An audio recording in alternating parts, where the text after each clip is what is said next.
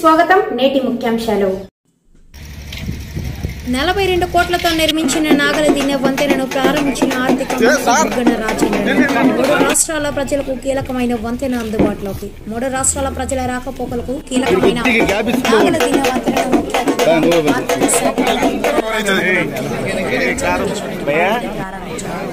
కర్నూలు జిల్లా మండలంలో 42 కోట్లతో నిర్మించిన